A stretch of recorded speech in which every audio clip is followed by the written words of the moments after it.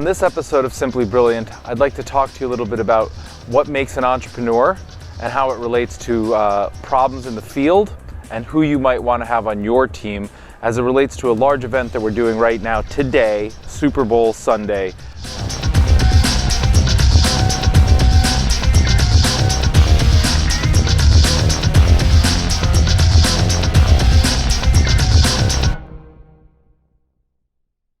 Let's just start off by saying that this is our third year working with one of the large German multinational companies. I think they're sponsors of the Super Bowl and have been every year. And it's a real honor and privilege to transport all their VIPs, their press, their employees, and so on for the Super Bowl.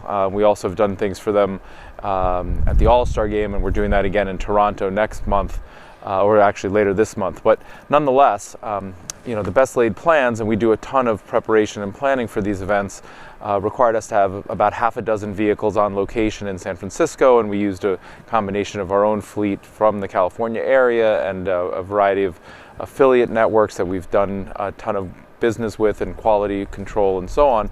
And at the end of the day, we're only as good as our vehicles and our mechanical reliability, and a brand new Mercedes-Benz Sprinter van went down, and it went down at the absolute wrong time. You couldn't possibly imagine worse timing for it, and so we were here now scratching our heads, we're scrambling. And so the point in this discussion here is, as much as you plan, you always have to be prepared, and you need to stay rational and focused during stressful situations and figure out what to do. And I can tell you that as this emergency unfolded, we as a team came together and we thought about this really thoroughly. We contacted Mercedes-Benz roadside assistance immediately. They told us it was going to be several hours until the vehicle was able to be towed. And so we started calling around for local mechanics to see if we could get somebody. Unfortunately, in the area, being the Super Bowl weekend, every mechanic was busy and sold out, and there was no tow companies and so on and so forth. So we continue to try to be resourceful, and this is where having a deep relationship and a network really comes in handy. I contacted the builder of our custom vehicles, who had since semi-retired from the organization. He was down in New Orleans. I have to say thank you so much, Kenny. Via text during Mardi Gras, he responded back to me, which is unbelievable, and he gave me some insight. And he said, look, I think based on what you're telling me, I think it's the starter battery that has gone bad. It's based underneath the floorboard of the driver's seat, so as you try to jump the vehicle and it's not starting, that's the wrong battery. So what you need to do is take some screws and so on and get the floorboard out and then get the battery down there. And this may be obvious to some of you that are mechanically inclined or mechanics or own these vehicles, but I'm none of that other than owner of these vehicles. So as he was telling me all of this from Mardi Gras via text, I'm calling around and trying to get my chauffeur Zoltan, who did a terrific job, thank you Zoltan, the tools, and he can't quite get them, and we're trying to get him to an ATM because he doesn't have that much money. And so long story short, I contact a auto store. The poor person who answered the phone, I'm forever grateful to, LC.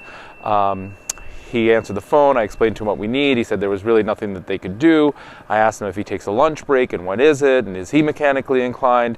And so we just started to develop this dialogue, and wouldn't you know it, I was able to persuade him. And this is really, the problem solver and the entrepreneur and the never say no and the never, succumb to failure. You just keep persevering. You roll with whatever punches.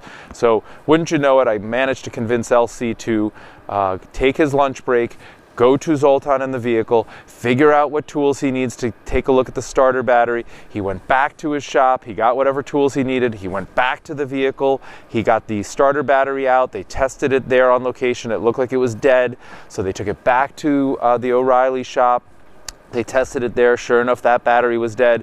They needed to buy a new battery, but they wouldn't accept a credit card over the phone, so LC, he and I discussed it, he charged it out as if we were a client.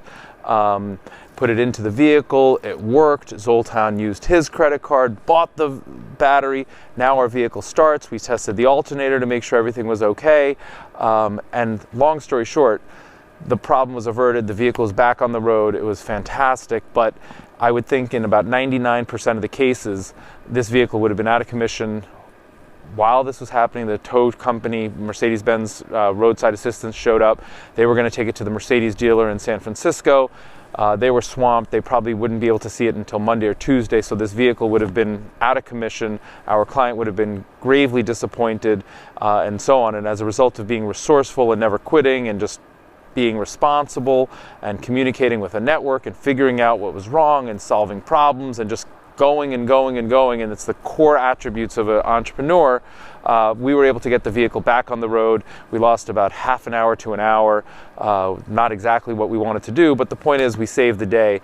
And so as you contemplate being an entrepreneur, do you have what this takes? Do you have that ability to rise to the challenge and never yield and convince people to do things that they wouldn't otherwise do, and to have deep relationships that are going to answer their texts while they're on vacation in Mardi Gras? And do you have the dedication and devotion to the client and their success that you're just going to keep this happening through the stress and the emotion?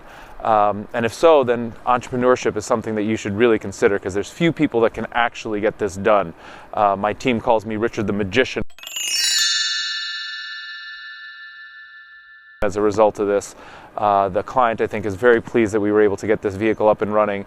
And at the end of the day, as you plan your large-scale corporate events or weddings or anything else that requires a team, who do you want in the trenches with you? Who's going to be your go-to?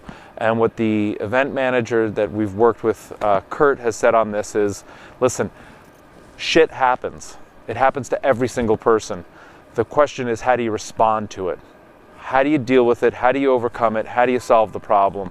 And so this is just one little example of things that happen to us on a daily basis, and how we here at Brilliant respond to it, and how we're relentless and we don't quit, and we believe we can always solve the problem. And even though adversity, and as Kurt said, shit happens to us, we remain committed and resolved to satisfy the client and ultimately produce high quality work. So I hope you've enjoyed this episode of Simply Brilliant. I hope you enjoy the Super Bowl tonight, and I'd encourage you to subscribe and share this with anybody that you think would be interested.